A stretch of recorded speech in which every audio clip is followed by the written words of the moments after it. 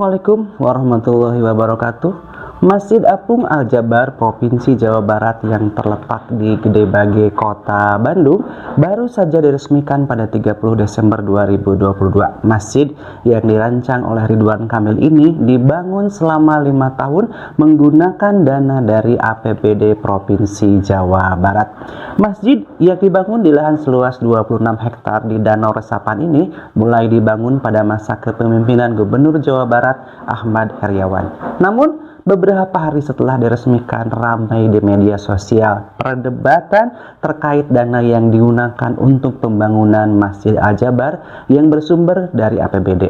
Bermula dari seorang warganet yang berkomentar bahwa seharusnya masjid megah itu tidak dibangun dengan biaya APBD. Netizen itu menilai APBD yang didapatkan salah satunya dari pajak daerah seharusnya bisa digunakan untuk membangun hal lainnya, misalnya transportasi publik.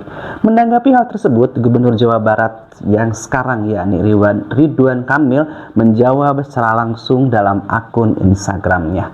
Dalam unggahannya, Ridwan Kamil menjelaskan mengapa Masjid Al-Jabar yang megah itu dibangun menggunakan dana APBD.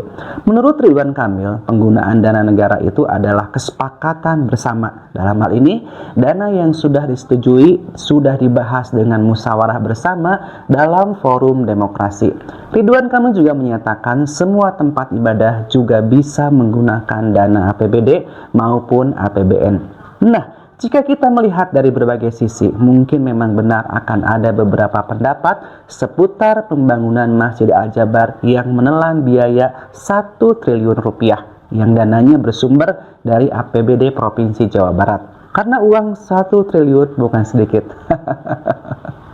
Dari sudut pandang kepentingan, bisa jadi pembangunan Masjid Al-Jabar bukanlah masuk ke dalam kategori sesuatu yang diprioritaskan atau didahulukan, karena dengan uang 1 triliun jika digunakan membangun sarana lainnya untuk kepentingan bersama, semisal jalan, bangunan sekolah, atau puskesmas, entah berapa banyak yang bisa disebar dan dimanfaatkan oleh rakyat Jawa Barat.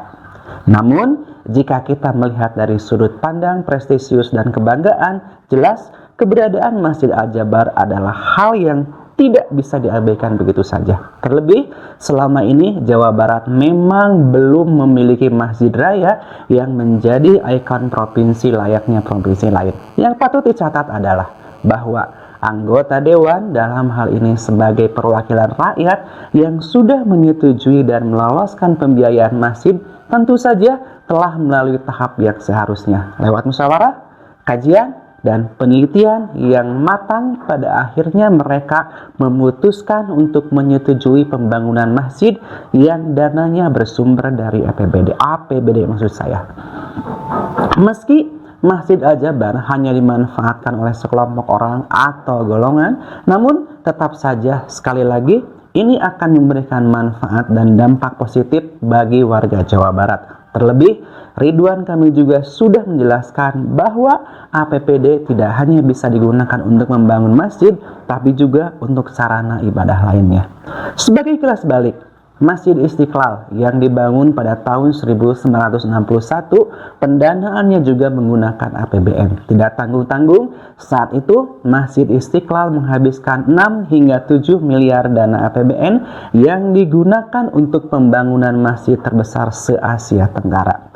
Dan memperkuat pernyataan Ridwan Kamil bahwa pembangunan Masjid Al-Jabar menggunakan APBD bukanlah sebuah kesalahan, pengamat kebijakan publik Universitas Trisakti Trubus Rahadiansah mengatakan penggunaan anggaran pemerintah daerah untuk pembangunan tempat ibadah sebetulnya sah-sah saja, asalkan sudah mendapatkan persetujuan dari DPR. Dan pada akhirnya kita akan lihat sampai sejauh mana pembangunan Masjid Al-Jabar yang menelan biaya 1 triliun APBD ini bisa berdampak kepada kemajuan dan perkembangan rakyat Jawa Barat.